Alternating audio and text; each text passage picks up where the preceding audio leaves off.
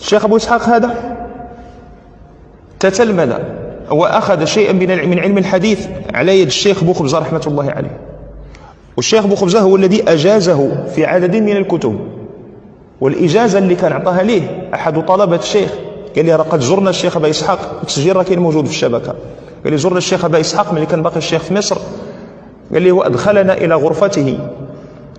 قال لك فرأينا الإجازة التي أعطاه الشيخ أبو إسحاق عنده مجموعة من الإجازات، لكن الإجازة اللي أعطاه الشيخ بوخبزة يعلقها عند رأسه في المكان الذي ينام فيه. فهلا عرفتم لعلماء بلدكم قدرهم خصوصا، وهلا عرفتم لعلماء الأمة قدرهم على وجه العموم. فعلا يجب إعطاء علماء الأمة قدرهم في حياتهم قبل وفاتهم. فبعد رحيل العلامة النحرير أبو أويس الأمين بوخبزة، والذي كان خسارة للحركة الإسلامية والعمل التطوعي بالمغرب،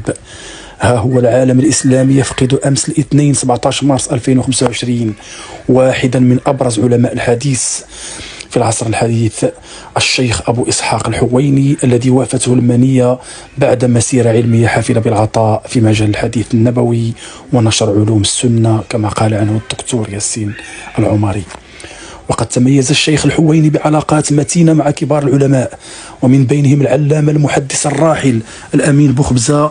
وتروى عن الحويني مكالمة هاتفية غير المكالمة الهاتفية التي بدأت في أول الفيديو جمعته بالشيخ بوخبزة، عبر فيها عن تقديره الكبير له قائلا بالحرف: يا شيخ، أنا لا أطالبك بأن تأتي إلى مصر، ولكن سأرسل إليك من يسجل حياتك، لأن حياة العلماء زاخرة يحتاجها الشباب.